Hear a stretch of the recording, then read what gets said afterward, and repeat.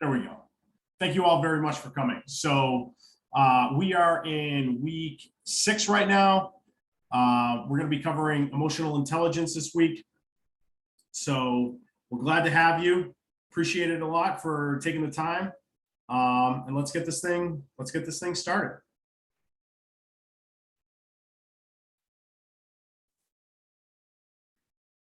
So emotional intelligence, right? So the biggest thing that we want to take away for this week is the concept of empathy, right? So emotional intelligence and empathy definitely go hand in hand, and they both come from a standpoint of understanding emotions, both yours and your team's, and then being able to put yourself in the perspective of your teams and share those emotions or understand them better to help you make better decision-making processes. So, slide, Chris. Yep. The true definition of emotional intelligence is the ability to manage your own emotions and understand the emotions of those around you. Empathy, in turn, is the ability to understand and share the feelings of one another. So as we go into this week, we're going to cover 4 key elements of emotional intelligence: self-awareness, self-regulation, social awareness, and relationship management.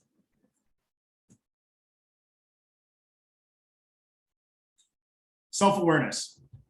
So self-awareness is at the core of everything. And everything, there's many different circumstances that we've covered in previous weeks, understanding, from communication to team building. We've talked about understanding, strengths and weaknesses. Self-awareness is the ability to understand your own, right? What you do well, what you don't do well, especially from an instance of emotions, right? And I apologize, I'm sweating, AC's out, and I have a fan next to me. But it's the ability to recognize your own strengths and weaknesses, specifically to emotions. And it lets you understand how those emotions affect the effect that they have on you and your team. So in order to bring out the best in yourself, or the best in others, you must first bring out the best in you. And what that talks about more than anything is understanding what you do best, and how you understand, how you react in certain situations, and then what you don't react well in certain situations. And the more knowledgeable and the more you're comfortable with, understanding how you react in certain ways, whether it is good or bad, the more you can be on the forefront to control those emotions and always kind of keep that level head and that decisive mentality. So, Chris, do you have anything to add on this first slide? Yeah, the only thing I would say for self-awareness would be a lot of people tend to use other techniques, or we tend to think about this in a way that says, how am I introspective to understand my own positions and my own beliefs and my own reactions based on my emotions. And so a way to do that, or a technique that some people use when they know they're going to poorly react to something, is to not give answers or not to engage with people or make decisions within a certain time frame of that situation. So if it's like, hey, I just got bad news from one of my team that we broke this product and we're not gonna be able to give it to the client, or hey, I broke this piece of equipment and it's going to cost us $600,000 to get another one, or we're not going to have this deliverable done, or hey, I didn't do that thing, or we got ambushed and whatever else, right? If that is a situation and that I'm going to react poorly to things when they happen when bad things happen, then okay, I need 5 minutes before I can give you a decision. Now there's situations that you won't be able to have 5 minutes, but most often in business, you'll have 5 minutes. So if that's what it takes, then maybe think about those as kind of how do I take time to ruminate on my own emotions before I make decisions? So that's part of the self-awareness process. And we're going to talk after we finish. We'll ask you all kind of what your personal self-awareness methods are, or what do you do to be aware of your own emotions? So go ahead, Jeff. Yeah. And I think just the last part on this real quick, the 360-degree feedback, it's an interesting tool, right? And I think it's a little bit more of an advanced tool when you get a kind of better understanding of how you react in certain ways. that you can evaluate your own performance, because sometimes you don't know that you're doing the things that you're doing. That's just who you are and what what you've done for years, right? How you've made decisions, how you've reacted in certain situations. So you kind of just take it as is and you don't think of anything else. You kind of deal with it. You're reactive to it, right? So the more in tune with and the more understanding you have in certain situations of, this is how I react in this situation. This is how I'm feeling. This is what my teammates are going through, and how I maybe have created that type of situation or circumstance. You can evaluate your performance and match against those that potentially your boss does in certain situations, or direct peers. I don't think there's anything more powerful than a peer-to-peer evaluation. We used to do those all the time in the military, where you'd have peer reviews and they would have to shoot you straight, and give you 3 things that you're doing well, 3 things that you aren't doing. So that type of circumstance, when you have the ability to evaluate your own performance and you can do that against those of your superiors as well as peers, it's an amazing tool that will provide. But it does take some time to get to the ability that you feel comfortable evaluating your own performance. So it's a little bit more of a, like I said, advanced tool. So self-regulation, if self-awareness is your ability to understand the types of emotions that you do, or what type of emotions arise in certain situations, self-regulation is the ability to manage those, right? And particularly in stressful situations. It isn't challenging to manage happiness, because if you're happy, usually all things are going well. It's very easy to manage a good situation in business because you don't have to really do much. You kind of just let the engine run, and that's what you want, that optimal state of business to be. But what are the types of emotions you feel during stressful situations? What have you done to potentially put yourself in a stressful situation? And a lot of that can be with taking care of yourself, right? Like, if in the previous slide I talked about being the best version of yourself in order to bring out the best version in others, some of that's taking care of yourself. And what I mean by that specifically is bandwidth and potentially sleep. I know specifically we always used to, in training situations, we weren't always blessed with the ability to get 7 to 9 hours of sleep at night like we are in the civilian sector. So we would sometimes have to operate, on 2, 3, 4 hours of sleep a night for multiple days. And I'll tell you, when I talk about bandwidth, that's in the capacity to manage stress. And that's as simple as what that is. That goes down fast. You become impatient, you become impulsive, you don't, you choose to make this, well, I guess that is impulsive, but you make impulsive decisions because you don't want to burn more energy thinking about, a different decision. You react to the first thing that pops into your mind. And then also your decision-making process is slower. So it kind of can snowball on yourself, right? So in these stressful situations, get an understanding of why you may be in that. Is it truly a flyer situation that happened at work?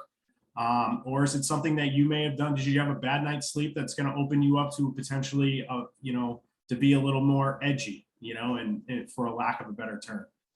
That part of that simple assessment, knowing like, hey, I didn't get that much sleep tonight. I know I'm going to be a little bit on edge. I just have to understand that and focus and prepare myself to be patient. That's self-awareness and self-regulation at its best right now in a very simple way. And I'll tell you, it's a big differentiator between those leaders that are successful and those that aren't. Leaders that lack self-regulation often have a harder time keeping impulses in check. Just like I mentioned, impulsive decisions, they rarely work out in your favor because you're making a decision without collecting your thoughts and, understanding what's going on around you properly. So in certain circumstances like this, it's important to pause, collect yourself, so you can appropriately and intentionally respond. Everything you do, you want to be intentional and with a purpose. You want to do something that it creates second and third order effects downstream the way you want it to. If you act impulsively, you're not going to have that. You're going to be like, I just need this like situation in front of me. We talked about it before, putting out fires. You just want this fire put out, you know? So if you focus only on that fire and not what potentially caused the fire in a root cause analysis, or potentially the effects of putting out this fire does, it may create more, you know, later down the road, you don't know. So when you make these decisions, make sure that they are intentional and with a purpose. It's going to set yourself up, your team up for the best opportunity to succeed later down the road. So before I get into my military story of this, Chris, do you have anything to add? Nope. So one specific story that I'll tell you is we were, you know, during small unit tactics, it's a phase during the qualification course, and everyone's rotated into different leadership positions. And more often than not, the cadre, especially, it's going to be one of your earlier times. They're going to put you in a stressful situation, AKA they're going to set you up to fail. And it's done purposefully to see, more importantly, how you handle the stress and how you react. If it's all chaos around you and you just make impulsive decisions and you're just creating more chaos on top of it, it's not a good thing. If you take a step back and pause and make an intentional decision with rationale, even if you have short bandwidth, that's the goal. That's what you're put on. And what I'll say is, for my story, I've seen this cascading effect happen in a very dramatic way, to the point where the cadre eliminated and killed off our entire platoon purposefully, to show that what every decision you made was not necessarily right or wrong, but it was impulsive and it was out purpose. And if you do that, we were able to see what impulsiveness and poor decision-making did in a training session, thank God. In real life combat, it's a terrible, unreversible decision, but in business, it can be unreversible. You know, there's a lot of comparisons between military and business. You know, thankfully, some of the things can be reversed, but some things still can't. So you have to always make sure that you intentionally make these decisions and try to avoid cascading effects. You know, sometimes it may seem like the world is kind of revolving, or falling down on you. But most importantly, even when it's that case, there's still good decisions to be made, even though you may think it. Do not add fuel to that fire. And so in that circumstance, we had a leader come in, and he kept making decisions that put everyone else at risk, and they literally killed off our entire platoon to make a point. And it was a bad night. We ended up having to basically buddy carry a lot of people a far distance, and it was a very challenging and low sleep night. So, but with that being said, just do your best to avoid those cascading situations. Always take a pause to collect yourself and be purposeful in your responses.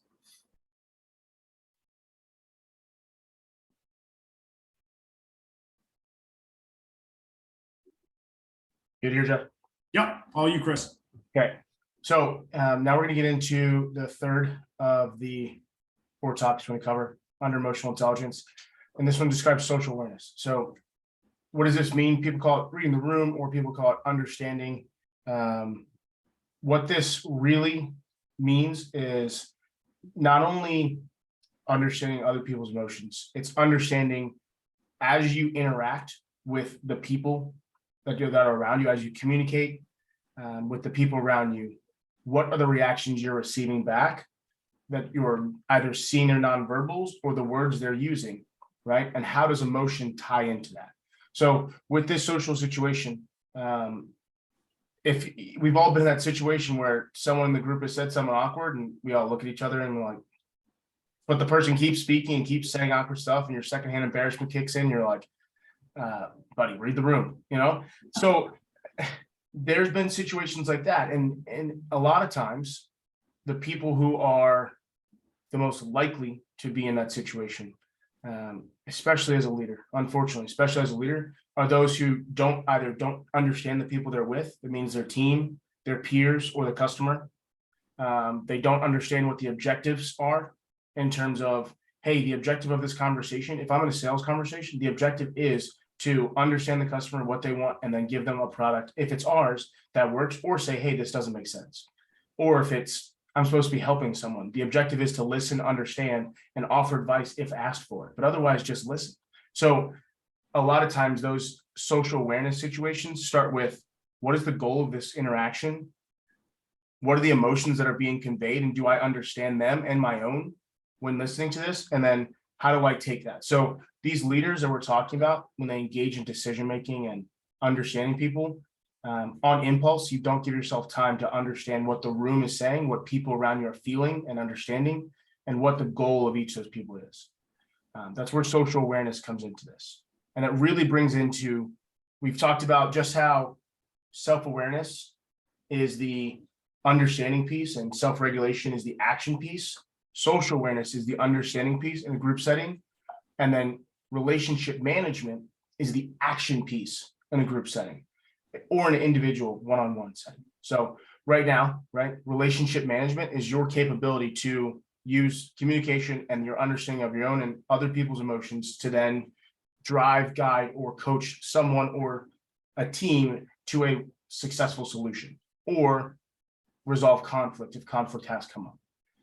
Usually when emotions are high, other than Jeff talked about happiness, usually when emotions are high, tensions are high, and there's negative emotions, it is due to a conflict or a differing of perspectives.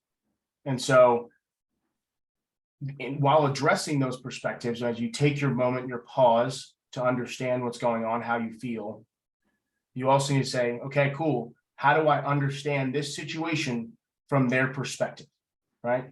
How do I understand what's being said or the situation there? And then how do I understand their emotions that are driving their perception of the world? And then we put on here about research and stuff, but we've all been in that sense where we've been spiraling down thinking about, oh, that person just said this to me and they actually hate me and they keep hitting me up on Chatter or Slack or HubSpot or whatever. They keep messaging me that this needs to be done and this needs to be done and this needs to be done, as if they don't think I'm working hard.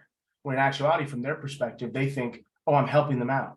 I'm trying to make sure that they can get all their work done. So this goes back to our communication piece. It goes back to that stuff, but it also goes back to, and Jeff's going to tie that in right after this, some of those other lessons we've gone through.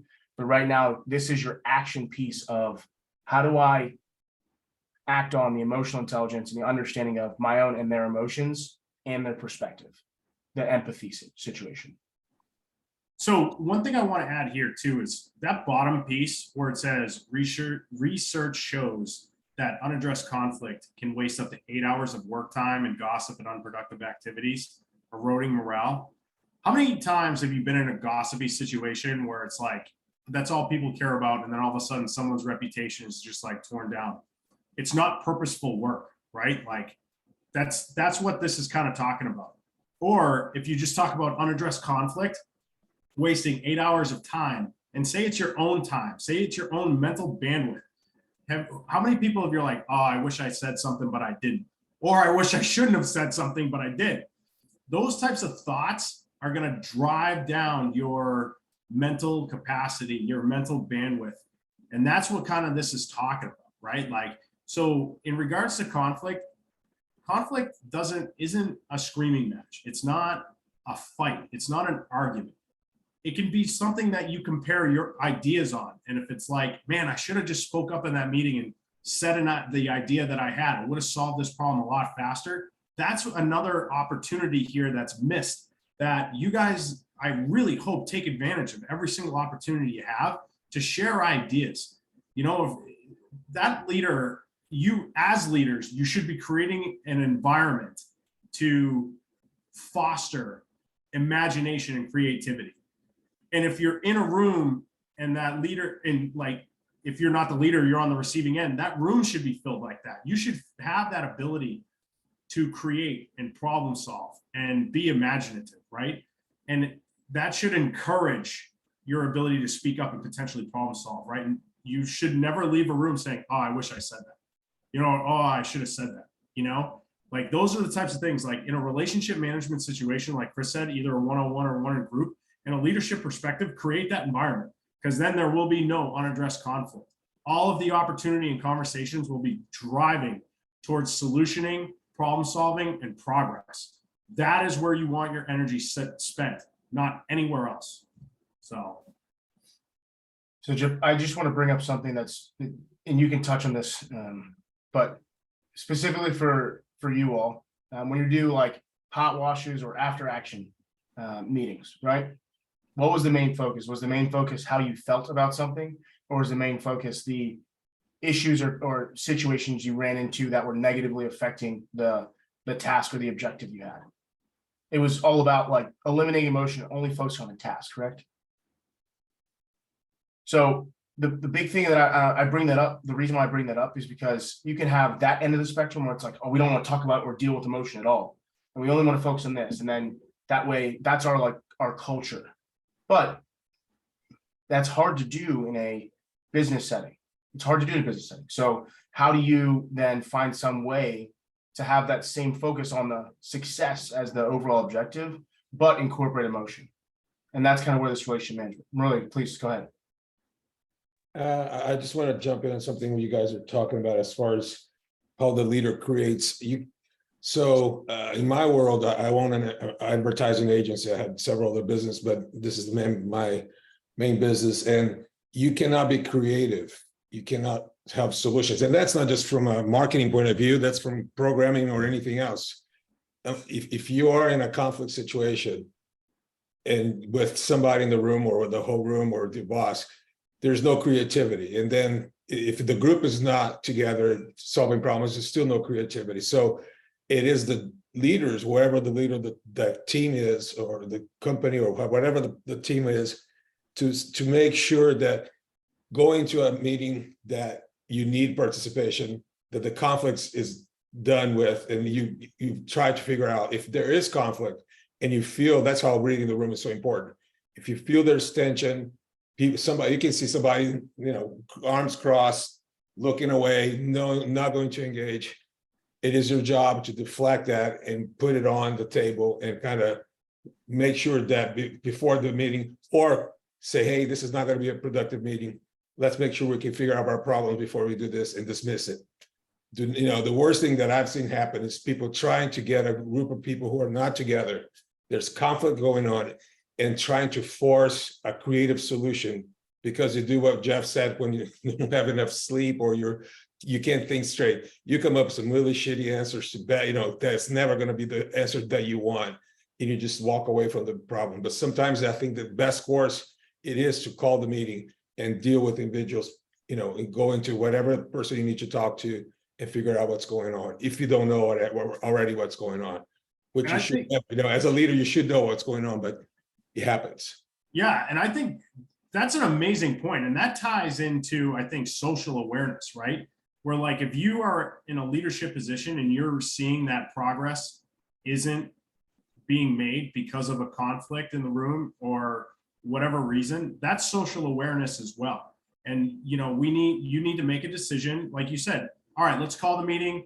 Let's move forward tomorrow. Let's pick up where we left off. Let's pick up this meeting at the end of the week. So I think that's a great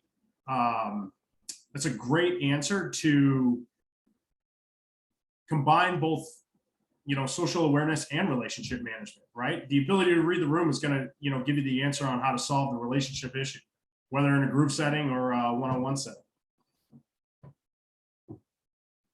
So that's awesome feedback. Thank you.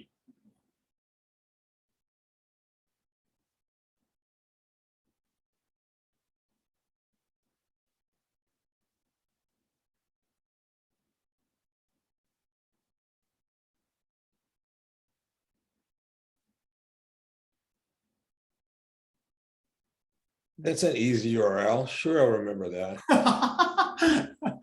Yeah, sorry about that. There on the last second. I don't know why it's having an issue, but here we go. Yeah, no worries, Chris. No worries. So as part of the learning objectives, right? Like one of the number one things that we wanted to do was understand empathy, right? But this is how we do empathy. And this ties into a few previous weeks that we've spoken about. And the first being tying in the team building, right? When you can understand each other's strengths and weaknesses, kind of like you know, a well-oiled, or excuse me, a team that's been together for quite a bit understands what makes everyone tick. They understand, they just gel a little bit better, right? Like when you have more time and experience with your team, you know how to operate a little bit better. So being a leader, it's your responsibility to understand them, their strengths and weaknesses. At that point, and we're talking about emotions, obviously, at this point in time with empathy. Once you get to that point, the communication, and that's why when we start this, right? The symbol of foundations of leadership, that symbol in the middle is communication. It's the biggest pillar.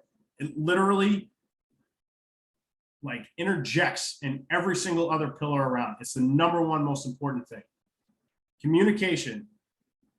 Take the time to discuss and hear their perspectives, right? As well as explain to them why you feel it's necessary to have this further conversation. So to tie exactly in what Mauricio is saying is, if there's no progress being made, there's a conflict in the room, something like that is happening where you're not going to get a solution today. You've already taken the time to discuss, to hear perspectives. You know that there's nothing that's going to happen. Explain to them why you feel like it's necessary to have further conversation. Hey, we're not going anywhere today. We've already been in this room for 3 hours. We're going to shut it down. We're going to pick it back up tomorrow, or we're going to pick it back up 2 days from now. That is a way of doing empathy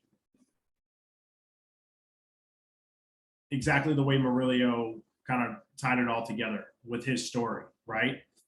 You understand the emotions, you understand your emotions, you understand the progress that's not there, and you take action behind it.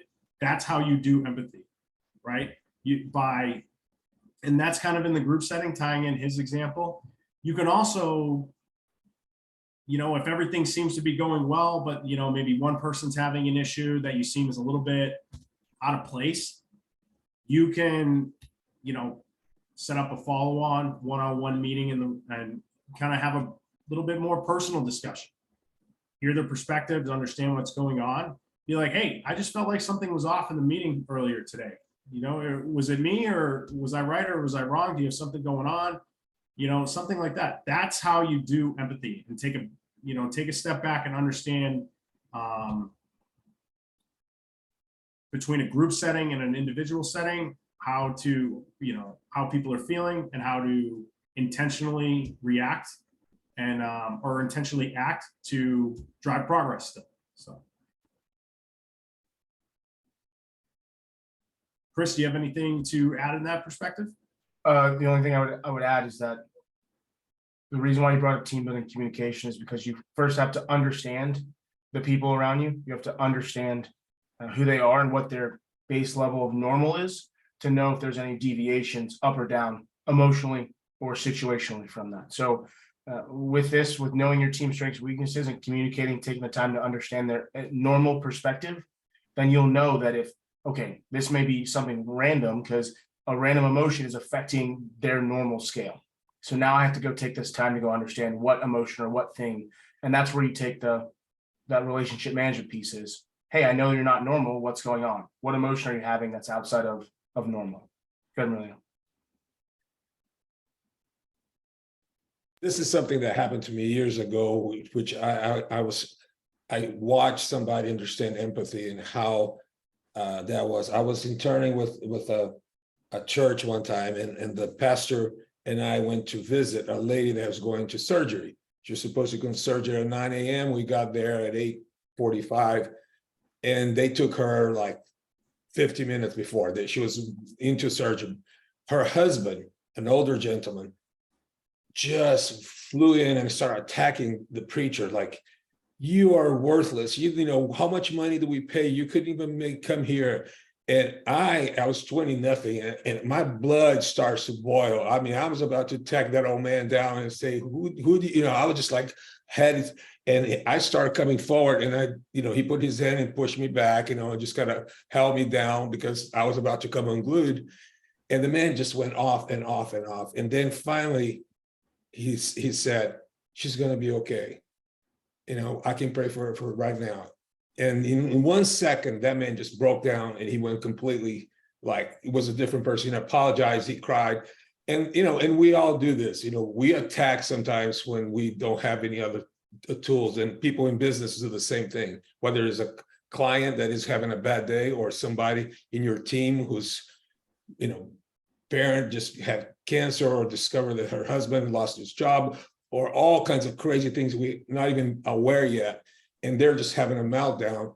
And sometimes we need just to understand it's not about the meeting, it's not about you, it's not about anything else, is that they are having a personal crisis and you are just happen to be there. And to know the difference can save you so much grief. I, at the time, did not know the difference. And since then, I'll always stop when something seems completely out of place and somebody's behavior does not match what I think it should be happening in the meeting. I said, I will stop and say, is everything okay? And just that, you would be surprised what kind of answer I get back. I mean, I've done that with people on the phone that were just going off, and I'll just stop, let them go, and then I stop and say, hey, Joe, is everything okay? And then you hear the real story. So again, emotional intelligence, it is so critical to be able to do your job. I don't care who you are. That's a great answer. That's awesome. Thank you for sharing that. And that's a great example of it as well. I got a quick question for you, if you don't mind me interjecting on the empathy part. Please. So I think always find it interesting because I almost feel like this is sometimes the most overused word as far as like business is concerned. Like I grew up where, you left your emotions at the door, like what happened outside of work doesn't need to be brought into work. So like, what's the fine line between psychologist and boss when you're trying to deal in these situations? Because in my eyes, whatever happens outside of here, it's not that it's not my problem, but it's not my problem. Like you're here to work, you're here to get things done, you're here to provide a task, do something. I just always found it interesting that, now we have to abide by how people feel and cater to the feelings. So I'm going to jump in real quick, and Chris, because this ties in exactly to what you just said with taking a pulse check or having a baseline, right, of understanding how people. So Andrew, with that being said, I don't think it's catering to people's emotions. It's knowing like, all right, something's off a little bit, right? Like there's something different about, someone who you're working with, typical reaction. And I think it comes from also one of the bigger things I've learned since starting my MBA. There's a huge, huge push to tying open communication to creativity. And what a lot of people are trying to alleviate is the top-down methodology where, back in the day, it was very hierarchical. Wow, I can't say that word right now. Yep, it was very top-down. And, it didn't, they come to find out that there was a lot of opportunity missed with no communication from the ground up, right? Like to your point, like, hey, leave emotion at the doors. This is what we got to do. We just need to get it done. We'll worry about all this stuff after the fact, right? It has driven, or today it kind of drives a culture shift to make everything a little bit more collaborative. I don't think it's necessarily catering to emotions, but it wants to make sure that all ideas and teams are more collaborative than they have in the past. Again, alleviating that top-down mentality, which in turn, drives creative solutions and makes sure that there's no solutions left on the table that could be better or more cost-effective. So I know what you're talking about, but I've seen that a lot more both in practice and in schooling and education for that to be a more collaborative and opportunistic environment more than catering to emotions. So Chris, you were going to jump in there. Yeah, absolutely. And Andrew, please stop me first if you want to respond or have a point that you want to make to Jeff first. But so my only thing I'd say is that with the way that people are acting now, with what is the focus, right? So when we were in the military, the focus for a situation was, hey, we have to get this done and leave your emotions at the door because This is it. You volunteered, you signed up for this, and we don't have time to deal with you not being able to do your job because this is what you said you would do, right? And it involves either defending the country or doing whatever, like all those things that come into it.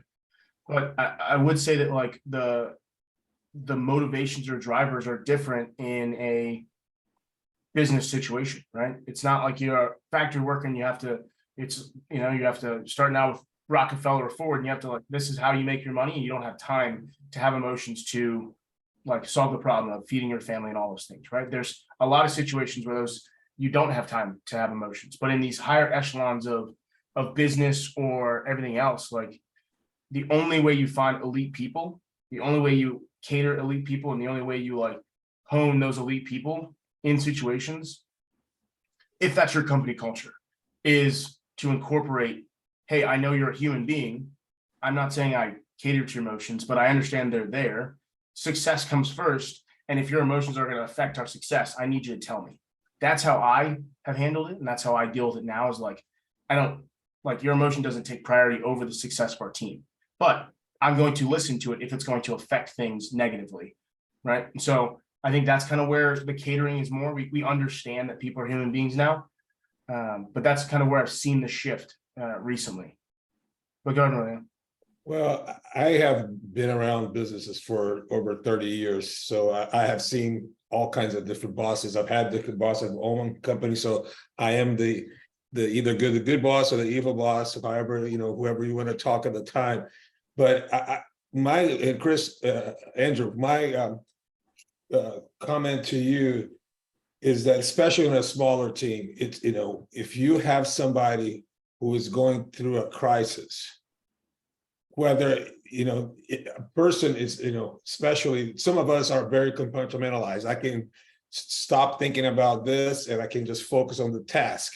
Some of them aren't. Some people are empty, empty houses. There are no rooms. It's just one big space and it all happens together. And if and if they're in a bad situation, no matter what you say or demand, they're just going to be who they are. And you have to understand that. Now, if you hire the drama queen and the person is just not able to, there's always a crisis every day, something's wrong, then that's a different conversation. But I have to understand what kind of person I have, what kind of, how can I get my team the help they need and the tools they need and the direction they need to get the job done. And if I can't figure that out, then I need to make a decision. Maybe I have the wrong person in place or I have the wrong team member doing the wrong job. And then I have to figure that out. But it is, I wish a lot of times that I could say, hey, do your job. Now, if this is an ER situation and somebody's about to die and thinking about your cat and you're all upset because your cat is losing its fur and it has allergies, dude, that's not that's a whole different thing. But if you're trying to talk about a project, like, a software project, and, and here's one of your engineers got a daughter in the hospital, what are you going to do? He's not going to sit there and try to solve problems when his daughter is in the hospital. So you got to go, okay, man, go take care of your family. We'll talk about this later. So, I mean, it's just being aware of all the dynamics, the personality. And, Jeff doesn't like this, but we do the Enneagram out of our company. And we love knowing what Enneagram numbers are, because that tells us so much more about what powers somebody's mind, what motivates them. I'm an Enneagram 8 with a 7 wings. So I like to get, very action, get things done, but also want all the things. And I want to have fun doing it. So it's just an interesting combination. But I have one of our team members, she is a 1. She needs to know everything that's going on. She needs to be aware of all the problems, and so she can help fix everything. And instead of just, if she doesn't know, she just gets all upset. So I don't mind throwing everything on top of her because she loves to know. Some people are overwhelmed by that. So understanding how you people are wired, understanding who they are will help a lot with that. Some people you can say that and they'll go, okay, I was out of line. Some people you can tell them to leave it out and they're not capable of doing it.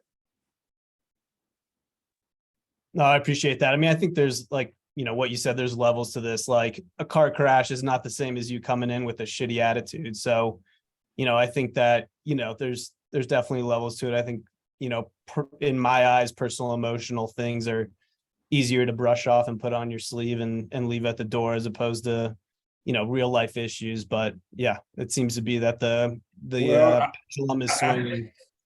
I told one of my employees once, and said, "Listen, girl, you need to work for the government." And she said, "Why, that's you don't give a shit about your job. You just want to push things around and get it done. So get a government job, go in, do whatever you have to, and just go home. And you'll be happier than have to have responsibility." And she was kind of offended for about 30 seconds. And she kind of like, "I think you're right." Because I don't really care. I say, "I know. So let's help you find a better job. Let's go." So But the last thing, Andrew, that I think just from your question, I would bring up is like, if you're gonna be the one leading your team, I think set the expectation of perspective, right? Here's the line, right? Like, we come in and we do our job, we do this, and here's what I expect. And if you're not with that, then I don't need you on my team, because your skill set is not as important as my success of our team. So if their personal emotions and attitude and whatever else is going to derail your team's success, then like, be willing to be decisive and cut ties with people who are not pushing forward. Because when you're playing tug of war, right, and everyone's pulling the rope, if someone's pulling sideways and not backward, right, that's going to affect the tension of your rope, and your rope's pulling towards success. So like, you can't have those people who aren't pulling the right direction. And especially if their emotions or their inability to self-regulate is what is affecting success of your team. So I've definitely had that problem, and I've definitely said, "Yep, I don't want you on my team anymore. Good to go. Thank you so much for your help. I'll find someone else, or I'll do it myself." And that sucks for the rest of your team, because responsibility has to be spread out. But like, sometimes 5 carry a boat better than 6. I've experienced that too. So Yep, that's great. That's great. Addition by subtraction. All right, cool. So with that being said, Chris, if you can, just copy the link in the chat. Perfect. So that link, what that was basically different ways to evaluate emotional intelligence. It's basically different anagram-esque type evaluations. But what I want to move into now, while we got time, we have a lot of new people on here tonight, which is awesome. So at this point in time, we move into hot seat coaching, which is just a glorified way of saying, thoughts and questions on the class. But it's also a way to, if you have real life problems right now, you get coaching and advice from not only me and Chris, but everyone else, in the room and their perspectives. So if you have something that you feel like, emotional intelligence can help you with, and we can apply an answer that you can apply today, or tomorrow or this week, that's the whole point of it, right? So you can get an immediate answer to apply tomorrow. So is there anyone out there that has a question or a hot seat question or any feedback for the class, just in general?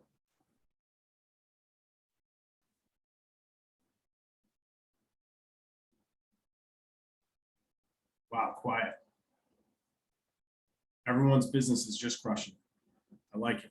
That's what we're talking about. I got one, Jeff. All right. Chris, what's yeah. on? Gotcha.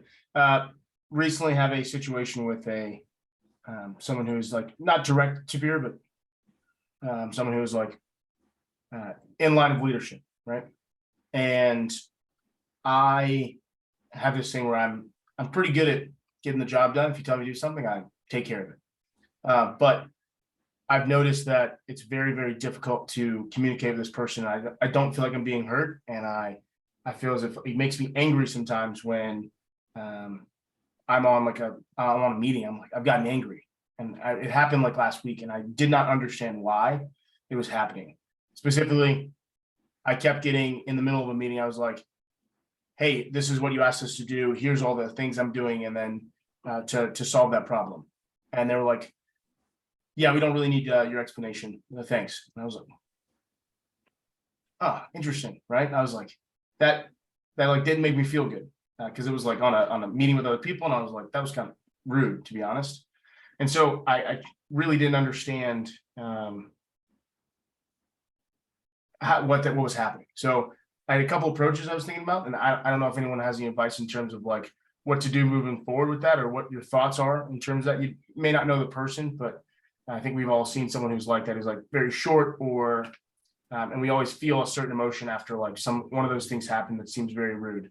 Because Jeff and I actually had a personal conversation about this, like solving this problem last week. Hey, Chris, is he a superior? Is he a, same level? How do you perceive him, and how does he perceive you as far as where you guys fit in the organizational chart, if there's one? Yeah.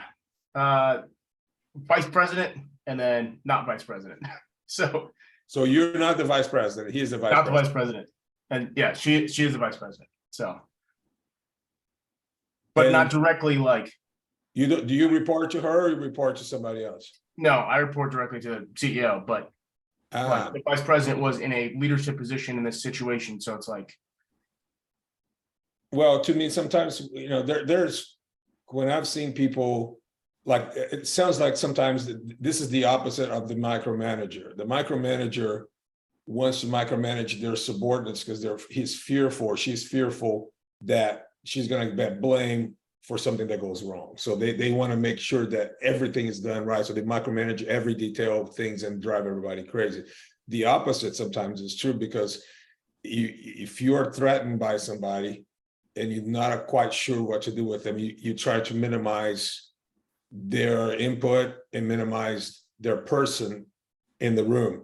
So that to me seems like she's trying to not let you get any kind of, okay, hey, here's what I'm trying to do. It's like, we don't want to know what you're doing. Thanks for your opinion. And it is rude, but in the offense, in her mind, she's trying to say, Chris is a threat. I don't want that person to get any more of my share of whatever, whether it's time with the CEO, position, ability to get bonuses, whatever that in her mind, it is the threat. You represent a threat to that future that she's looking for. So she's going to try to minimize what you're trying to do. At this point, I don't know if I have it's a very delicate situation, because it's a dance that you have to do.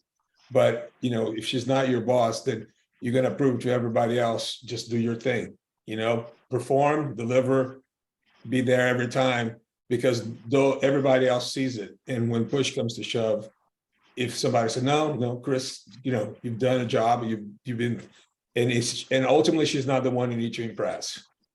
So if she's not your boss and she's not the one, now if she were your boss, I would say go find another job.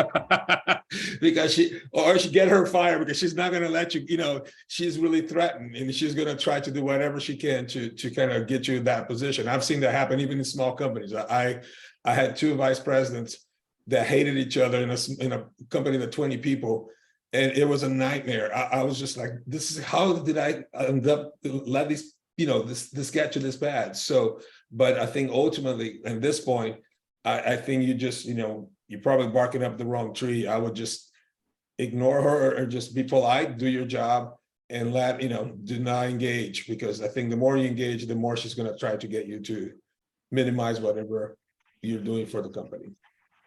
and that's kind of what Jeff and I kind of talked about. And I was like, I don't know what's like, maybe I'm going wrong. So I went and I went over my CEO, I went to his house, and we just went on a walk, and I was like, dude, I need to talk to you. What's going on?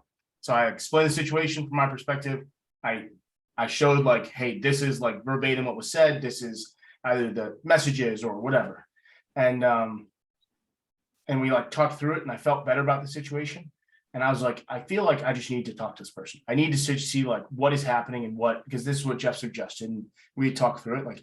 You need to have a conversation with the person and try to understand their perspective. And I was like, yeah, I'm probably not gonna be heard, but let's go see, right? And I always reacted impulsively, react with emotion. I'm gonna immediately get angry now I have this halo effect of whenever this person talks to me or they send me a message, I always feel like I'm being attacked or I'm being judged or whatever. And I'm like, what's going on, right? Why is this person so, any correspondence I have with people like that, which I've had plenty in my life, I would sleep I would never answer any text or email. I would write my first draft and then I would wait 24 hours or 6 hours before I would send it. If I go like, I got to sleep over it and watch. Now there's better ways to do it. You can write whatever email you need. Ask ChatGPT to say, can you put this in a very pleasant and mild way? And you get that email back in 15 seconds. And all the anger and the pissiness gets taken away from it. And it's very nice and polite and easy to go. So, but that's another thing that I'll always think every time if I'm angry at somebody, I never want to talk to them when I'm angry because it's not going to go well for both of us. So I need to kind of get like you guys, get yourself out of the situation, think about it, say, well, why should, what's going on? And you may just be honest with her and say, hey, what's going on? So Yeah. Very frank with me. You were short, a couple of times. I got some bad vibes. Hopefully it's just me, but I want to give you an opportunity to tell me what's going on. And she doesn't want to dance, then she doesn't want to dance. That's her prerogative. And that's kind of where that's the kind of the head and the point I got to, because I was like, I couldn't even, it was like multiple conflicts over multiple days, and it's affecting productivity because that person's very successful at what they do, and they're obviously in that position because they are very successful, and I'm good at what I do. So I'm like, we obviously could be additive, but now we're being subtractive in this situation, like when we're together. So I was like, something's wrong here. So I did ask, and I did have that conversation of, hey, what's going on, and like, can I understand from your perspective these situations? Can you explain to me from your perspective what you were thinking and why you said the things you did? Right? What did you say and what did you mean by it? And so it just gave me more emotional intelligence in the situations, because I was like, even today, right? I understand now. What did she say? Yeah. So what she said was that the reason why I was short with you is not because I was angry with you, but because when we're having a conversation about sales stuff and we have technical people on the call, like our technical team we're just giving them updates about different sales stuff, we don't need to go into the background details of what's going on with the deal in terms of what's wrong or what needs to be fixed or all this stuff, because they're not going to be able to, one, understand it, and two, it makes them not confident that the sale is going to happen. They're going to have more work. And that's how like consulting stuff goes. It's like, if they're fearful of like, we're not going to have more work because we have all these problems with sales, and they don't always hear like a positive message with the things you bring up, then it's going to affect them. But she didn't tell me that beforehand, so it seemed like she was short with me. And then from there, I get the halo effect of everything I say is being judged or whatever. And so it's like, from the perspective, right? But I tell her like, hey, in that situation, it makes me look like, and makes you look bad, and makes me look like, hey, Chris, your perspective doesn't matter. And that's what is saying to those people. So how do we come up with a solution that works moving forward, right? I know now, like when I give those updates, oh, we're going great. We got these deals and whatever, we got all these things going on. And then the tech team and the delivery team feels great because they're like, we've got sales, right? And know the audience, know the goal of that situation. That's the social awareness piece. Like, I need to come into more of these situations with understanding the goal. And if there's a goal that I'm missing, I need her or whoever the leader is to explain that to each of the people. Like, come into this meeting and come into the situation with this goal in mind, so that your interactions and your perspective is additive and doesn't like affect the goal. And so I spoke to her about how she spoke to me, and I said, so please don't do that again. And then we kind of came to a conclusion, like, whenever she's doing these things, it's not because she's angry or judgmental or thinks I'm not working. I'm always trying to help you, or I already have a solution that I know we're going to be going with. And it's not I need your perspective on the situation. And that's their prerogative as a leader. And I'm like, It okay. is, but there's ways to get to that position without being short and without being, abrasive. So yeah, you can get the same result by saying, that's great, Chris. I know, let's talk about the details later, but just give us the highlight of this thing, and not just, because a good leader never shames anybody in public. If you're a decent leader in a room of people, I don't care if there's 3 of you or 100 of you, your job is not to minimize or shame anybody in that room. Your job is to manage them. And if they're out of line, or you need to pull them aside later, say, hey, I'm sorry, but here's how I want you to be. This was not appropriate because of the problem. These guys get freaked out. I won't put some programmers in meetings with clients because they'll freak out the client. So I know, how that plays out. But I would say that's emotional intelligence minus on her part. Because Yes. she should have understood as a VP, as somebody who did, she should have understood her job should make the whole team feel good. She was afraid that, so why is the, again, I want to put in more coals in your fire here, but why is the feelings of the programmers more important, the more important than yours? So basically she's just choosing, okay, I don't want to make them mad, so I'm gonna, make Chris put him down a little bit. So I think that's her way to see it. And I think, I would continue to talk to her if she does it again. And if she does it one more time, then you say, okay, that's the way she is. And either I accept it or I figure out a way around it. So I think sometimes you have to go, okay, I'm not gonna change this person. Can take the spots out of the leopard, just gonna, either accept it or move on to something else. Yeah, and that's what my CEO and we had a good conversation about it, but he's like, that's something that she is working on. And so if you can have the grace and the empathy in the situation, even if some of those may come up, like she is working on it. So if she makes the same mistake twice, please bring it up. But if it's a mistake or something that happens because it's something she's working on, being in a big team leadership role now versus being one of like the small team or individual, like super successful people before, like she's working on those as a leader, emotional situations. She's working on regulation. She's working on that.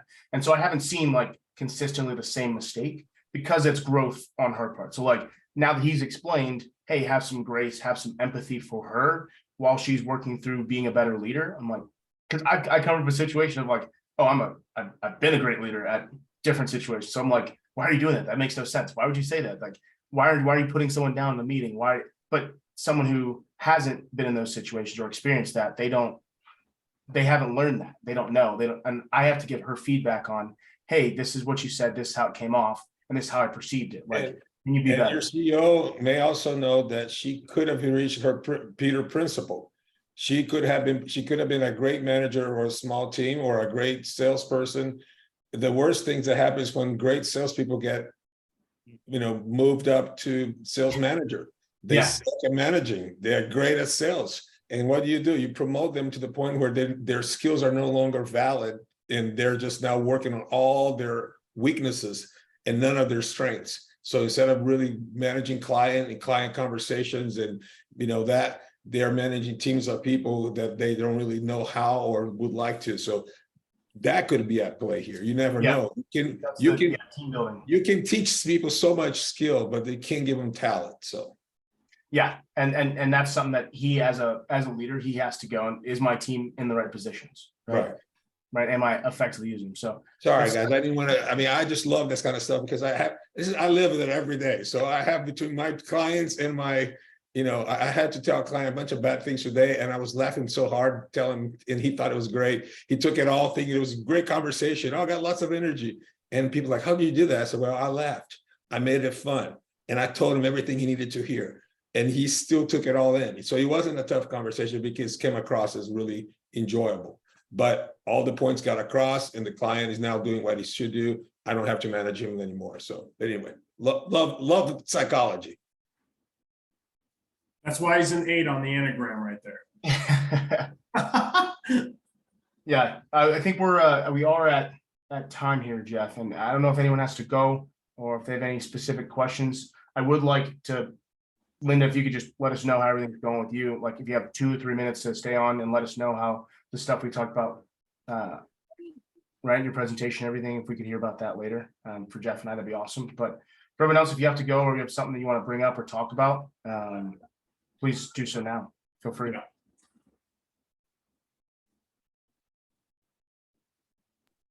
No, it's on to you, Jeff. Close us out.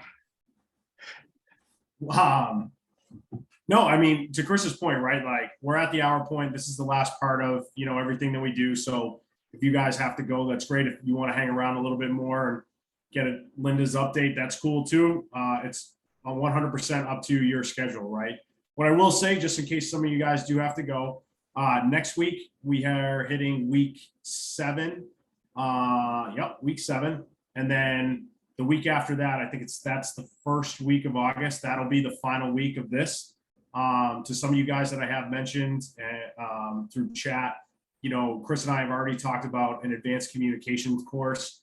And then I also have a surprise for you guys in week 8 that we're gonna give you guys for attending.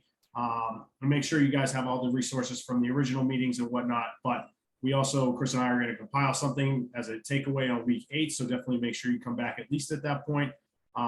We have a bonus presentation that I haven't even told Chris that we're gonna do, but we also have a giveaway for you guys to have. So that's over the next 2 weeks.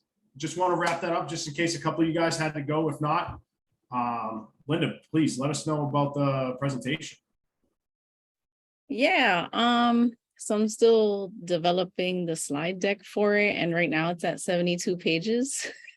So I'm hoping that I can fit everything in 90 minutes, but aiming to have the first draft done tomorrow afternoon. I was recording some videos as support for the slides. So yeah, and I've been feeling good as far as a lot more confident in being able to deliver the work to the level that I want to deliver it as, and not just like rushing through it. So maybe at the end of this week, I could do a mock presentation, perhaps, if you're willing to stay on for that long.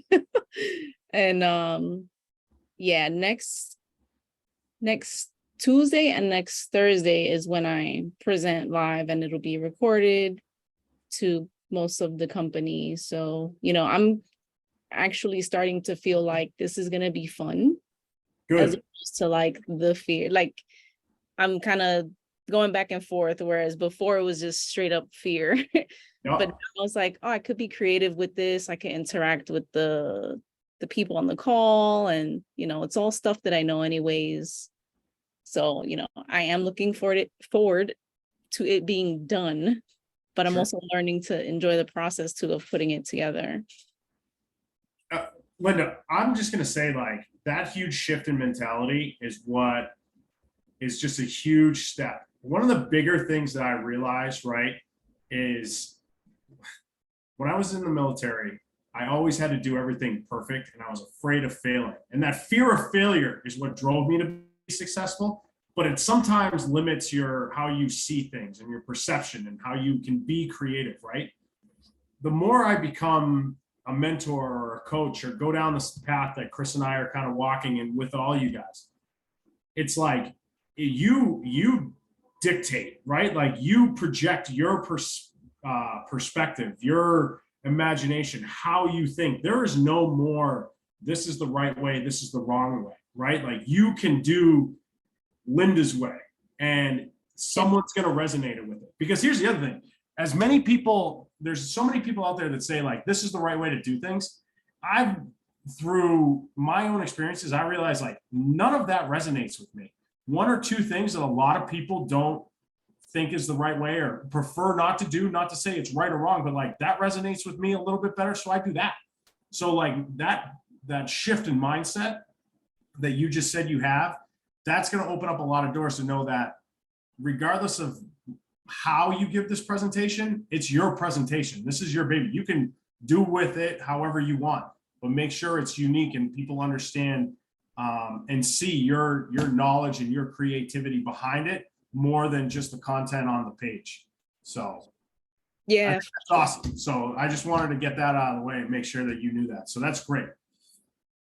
thank you. Yeah, I'm just learning how like injecting my authenticity and my personality into things is really what makes things enjoyable for me, and also like better for others as well, because I'm not trying to act like something I'm not, or being super buttoned up when I'm not. So yeah, I'm looking forward to like peeling the onion in a way on that. Yeah. And I think the other thing too is the more you present and the more you do things, it's your flavor, it's your authenticity, right? You're going to attract your own crowd. You're going to have people in your crowd that are going to resonate with you more than ever. You just can't have a mentality that it's going to be 100% or fail, because not everyone's going to get it. Like you're just, it's like anything else. Like some people are going to get you, some people don't. And it's like, it's like with coaching and us, like there's, Murillo coaches, I coach, Chris and I are doing our thing together. Jeremiah coaches, everyone has their own flavor, but we're all sending the same message. We're talking about success, right? So you're going to have your flavor of it. So when you get on that stage, make sure that they understand that and, your creativity behind it. So I'm just really beating a dead horse at this point, but. Yeah, only thing I'd add, Linda, I think it's, and you're speaking to it now, I'm really mentioned it last time, was that when your nonverbals and your emotions and your personality doesn't match up with your actions and what you're doing, is when people feel awkward or see that shift and it doesn't resonate with them. So right now, as you're adding in, to make sure, like, I need to make sure my recordings, I need to make sure my emotions are there. I need to make sure that my perspective and how I convey information matches up with the information I'm giving and my actions, and people will resonate with what you're doing. So I don't know what medium you're using to present. I don't know if it's gonna be Zoom or if it's gonna be Google Meet. Yeah, Zoom. But Zoom, okay, cool. So if you want to just send a meeting invite to Jeff and I for the end of the week when you feel ready to present for that 90 minutes, definitely want to sit on. So just let us know what time works for you, either Thursday or Friday, or this weekend, whatever time works for you. And then just let us know and we'll hop on for 90 minutes or an hour or 2 hours and then do feedback afterward. Wow, I appreciate that so much. Because yeah, I was thinking in my head before, like, I'm not going to be able to practice this at all. I'm just going to do first run and see how it goes. But yeah, it's much better to practice it beforehand just to get the flow. So yeah, I really appreciate that. All right, team. I do have to hop off. I am in the middle of cooking dinner. You got something, Wade? Sorry. Yeah, no, I was actually trying to make a point earlier about your question with you dealing with this one leader. I'm not sure if she's like I'm not sure if she's like an insecure leader, but she might be really good at leading a team, but not be a people person. But there's certain things, certain traits that people that have that position of power like to hear, and that's that they're in charge. So, and everybody wants to be heard and understood. So I know, so kind of dealing with that emotion that you haven't been heard and understood, knowing that you made a really good perspective, and it was just deflected, like it meant nothing. And I understand what the feeling like that is. So I've actually had experienced that a few months back where I had learned a tactic actually from Jeremiah, and that was pretty much to reaffirm their position. Not necessarily like kiss ass or anything like that, but just sometimes they just want to know that that they're in charge. You know what I mean? Like I was actually doing something working on the boat. I'm gonna make this point real fast. And he wanted it done a certain way, and I did it a different way, like my captain. And he's like, well, why did you do it this way? This is the way I done it. I'm like, well, you told me to get it done. I know the way you like to do it, but I actually stayed about 3 hours doing it this way, and I know that, this means a lot to you getting it done. So I just wanted to, make sure it's done right and correctly the best way. So, it was kind of like just kind of throwing that out there. No, and that's a good point. I think that's kind of what, and now that I think about it, that's kind of more of what my CEO and my buddy was saying. He's like, hey, like, just give some grace, say like, you're right, and then keep pushing. So Yeah. I definitely have to get to that mentality. So I appreciate that. Yeah, no worries. So Yeah, definitely try to lead in a way that's like, okay, this is what we have to do. I don't care as much how you do it. Just get it done in the time frame that it needs to be done. I'm not going to nitpick about, oh, it has to be this specific way, because then that makes the person feel like they can't express their individuality or their creativity when it comes to getting things done, which is the best way that someone could get things done, because they get into a flow state and get it done, instead of like, oh, I don't know why, they want me to do it this way. This is boring. And then you have resistance. So I definitely understand that. Exactly, Linda.